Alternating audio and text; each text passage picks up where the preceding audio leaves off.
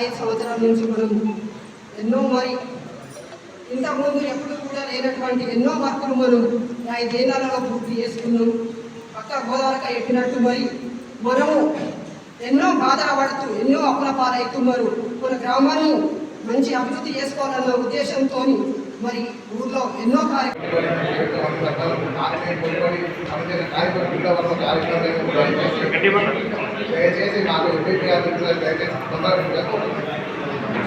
మనమే అదృష్టవంతులం అనుకోవాలి. ఈ 5 సంవత్సరాల పదవులు అనుభవించిన వాళ్ళనే మనమే అదృష్టవంతులం.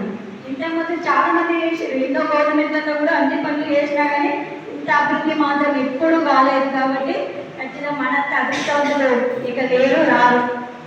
నేను అనుకుంటున్నంత వరకు అంతే. ఎందుకంటే ఉన్న అభివృద్ధి కూడా మొత్తం ఇప్పుడే జరిగిపోయింది.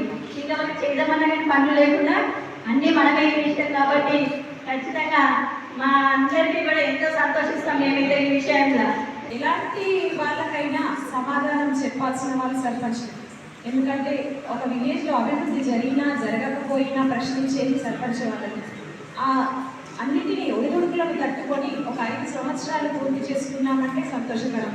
ఎందుకంటే మన పీరియడ్లో ఇప్పుడు అందరూ చెప్పినట్టుగా మన పీరియడ్లో ఓన్లీ అభివృద్ధి అంటే చెత్త చెదారం తీసేయడము అది ఇది చేయడం కాకుండా నిలిచిపోయేది చిరస్థాయిగా నిలిచిపోయే శానిటేషన్ సెట్ కానీ వైకుంఠధామాలు కానీ స్కూళ్ళను రిపేర్ చేసుకొని టాయిలెట్స్ కట్టడం కానీ స్కూళ్ళను కట్టుకోవడం కానీ ఇవన్నీ జరిగిపోయాయి. కాబట్టి మనం ముందుకు వెళ్ళిన తర్వాత కూడా నా పీరియడ్లో ఇది జరిగింది, నేను కట్టించింది, మనం కానీ మన పిల్లలకు కానీ చెప్పుకోవచ్చు, మనం కూడా సంతోషించవచ్చు నా పీరియడ్లో ఇది జరిగింది అనేది.